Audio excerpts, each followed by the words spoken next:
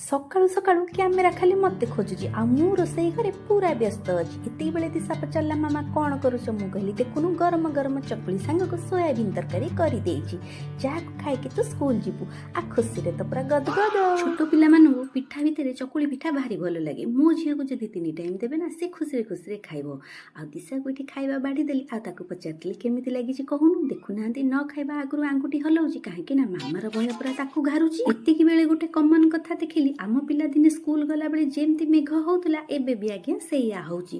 ଆଉ ଦେଖୁନାହାନ୍ତି, ପାଣି ଆଜ୍ଞା ଆଉ କିଛି ଦିନ ପରେ ଆସି ରାସ୍ତା ଉପରେ ଚଢ଼ିବ। ବୋଉ ଏଠି ଜଗି ବସିଛନ୍ତି, କହୁଛନ୍ତି ରାସ୍ତାରେ ଚଢ଼େଇ ଦେବେନି ବୋଲି। ତାକୁ ଛାଡ଼ନ୍ତୁ, ଏତିକି ବେଳେ ଟିକେ ବାଡ଼ି ପଟକୁ ବାହାରି ପଡ଼ିଥିଲି କିଛି ଗଛ ବୁଛ ଦେଖିବା ପାଇଁ।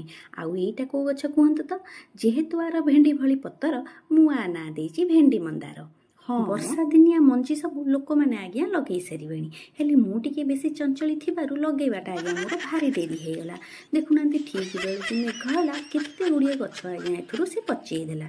ଏତିକି ବେଳେ ପାଇଲି ଗୋଟେ ଅମୂଲ୍ୟ ସମ୍ପଦ, ଡ୍ରାଗନ୍ ଗଛର କଟିଂ ଗୋଟେ ପାଇଥିଲି, ଯେଉଁଥିରେ ଆଜ୍ଞା ଚେର ହୋଇଛି। ଆଗରୁ ପକେଇଥିବା ଗୋଟିଏ ଡ୍ରାଗନ୍ ଫ୍ରୁଟ୍ସ ଭିଡ଼ିଓରେ ମୋତେ 2 ଜଣ ଗଛ ମାଗିଥିଲେ, ଯାହା ହଉ ଜଣଙ୍କ ପାଇଁ ଗଛ ହେଇଗଲା ବୋଲି ଭାବିଲି। ପିଜୁଳି ଗୁଡ଼ିକ ଆଗରୁ ଜମା ଫୁଲୁ ନଥିଲା, ବର୍ଷା ପାଣି ପାଇଲା ପରେ ଏବେ ଟିକେ ବଡ଼ ବଡ଼ ହେବାର ଦେଖାଯାଉଛି। କେଉଁମାନଙ୍କୁ ପିଜୁଳି ଖାଇବାକୁ ଭଲ ଲାଗେ ମୋତେ ଟିକେ କମେଣ୍ଟରେ ନିଶ୍ଚୟ ଜଣାଇବେ। ଏବେ ମୁଁ ରହୁଛି, ପୁଣି ଦେଖା ହେବ ଆଗାମୀ ଭିଡ଼ିଓରେ। ନମସ୍କାର।